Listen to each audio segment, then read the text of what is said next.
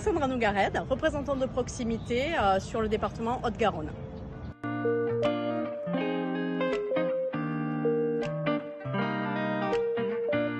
Comment? Alors, le télétravail à Pôle emploi, c'est une campagne annuelle. Elle est transparente parce qu'elle est accessible pour toutes et tous sur Cyrus. Et d'ailleurs, n'oubliez pas, si vous êtes CDD, que vous êtes CDIsé en cours d'année et que vous ne l'avez pas fait, vous pouvez demander l'ouverture à nouveau du formulaire Cyrus auprès de vos encadrants de proximité. Voilà. Alors pourquoi elle est transparente? Parce que du coup, vous pouvez noter sur ce formulaire vos souhaits. La direction locale va étudier avec vous du coup les possibilités et vous pouvez du coup négocier avec votre direction locale pour trouver la meilleure voie possible. Et surtout, n'oubliez pas, vous pouvez vous faire accompagner et conseiller dans toute cette phase-là par vos représentants de proximité du SNU.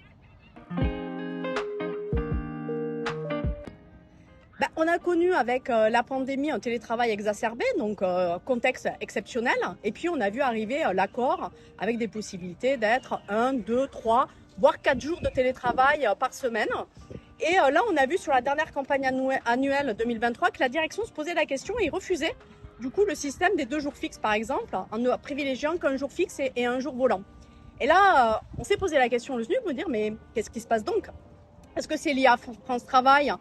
Et donc, il faudrait faire un peu plus de chiffres sur les entretiens. Est-ce pour tenir les accueils? Parce qu'au final, les agents sont dépeuplés et on n'arrive pas à assurer la délivrance de services qui est en premier lieu de pouvoir accueillir correctement les usagers. Voilà, en tout cas, on reste vigilant et quoi qu'il arrive, l'accord, il est signé par le SNU. On va se battre pour le défendre et conserver vos droits. Du coup, les aidants familiaux, c'est l'évolution réglementaire pour permettre à celles et ceux qui doivent aider un proche de pouvoir bénéficier d'adaptations spécifiques. Donc avec le télétravail, on a la possibilité du coup de pouvoir répondre à ce besoin et de mettre en place une procédure bien particulière en lien avec les services régionaux de la qualité de vie au travail. Pour le handicap, on connaît déjà parce qu'on l'avait précédemment avec l'accord handicap. Vous êtes reconnu travailleuse ou travailleur handicapé, vous pouvez bénéficier avec l'avis du service de santé au travail de modalités supplémentaires pour le télétravail. Ça peut être une journée par exemple sur l'année, mais ça peut être aussi une période sur l'année. Vous avez besoin par exemple, on va dire en décembre, d'avoir plus de télétravail parce que vous avez un problème visuel. Sachez que vous pouvez le faire et les services de santé peuvent vous accompagner dans cette procédure-là.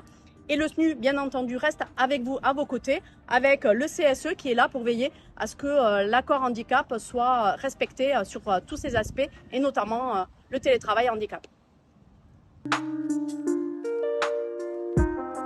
Le SNU est signataire de l'accord télétravail parce que ça donne de nouveaux droits aux agentes et aux agents. Et le SNU, en tant que signataire de l'accord télétravail, le fera respecter quoi qu'il arrive.